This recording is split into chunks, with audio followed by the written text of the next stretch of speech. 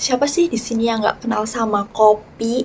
Kopi nih ya kopi, minuman sejuta umat. Tapi pernah nggak sih kalian itu berpikir bahwa kopi yang kita nikmatin ini setiap hari itu warisan siapa sih? Yuk sekarang mari kita bahas sama-sama. Skuy!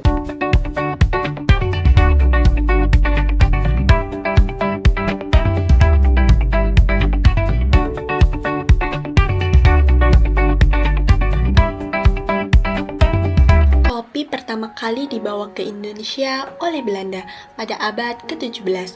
Kolonial VOC menanam kopi di tanah subur seperti Jawa, Sumatera, dan Sulawesi. Bukan untuk rakyat lokal, melainkan untuk dieksplor ke Eropa.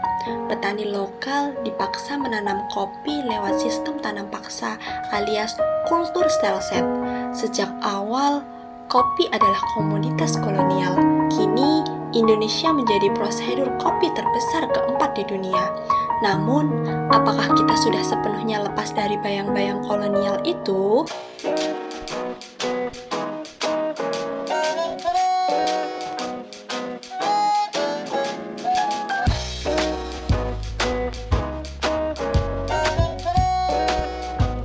Dalam kajian postkolonialisme, salah satu konsep yang paling penting adalah hibriditas, proses perpaduan budaya yang terjadi ketika warisan lokal bertemu dengan pengaruh asing. Nah, coba deh kita lihat fenomena kopi di Indonesia saat ini. Kopi asli Nusantara yang dulunya tumbuh subur di tanah leluhur, kini dikemas dengan gaya hidup ala barat yang sangat modern dan trending. Kopi-kopi ini kemudian dijual di kafe-kafe instagramable dengan harga yang bisa dibilang cukup mahal, bahkan mewah.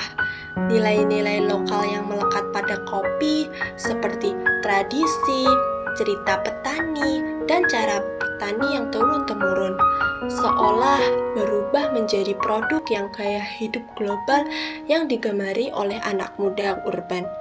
Kita dengan mudah menikmati kopi dengan nama-nama keren seperti espresso, cappuccino, atau latte.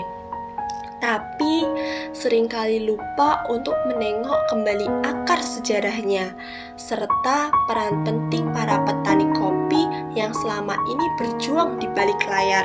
Jadi, di balik secangkir kopi kekinian itu, ada cerita panjang tentang budaya, perjuangan, dan identitas yang patut kita hargai lebih dalam. Saya pribadi sangat bangga dengan kopi luar biasa kita, tapi juga sangat miris. Ada ketimpangan nyata, petani kopi yang bekerja keras masih hidup dalam kesulitan, sementara kopi yang mereka hasilkan berubah menjadi komoditas gaya hidup mewah dan tentunya harga yang sangat tinggi. Kita perlu mulai sadar dan bertanya, siapa sih sebenarnya yang diuntungkan dari budaya minum kopi ini? Apakah kita tanpa sadar mengulang pola kolonial dalam bentuk modern? Jadi, sekarang kita dukung petani secara langsung melalui pembelian kopi fair trade atau produk lokal yang transparan. Kenali juga dengan berbagai jenis kopi Nusantara yang kaya cerita dan cita rasa. Dengan begitu, menikmati kopi bukan hanya soal rasa, tapi juga bentuk penghargaan terhadap perjuangan dan warisan budaya kita.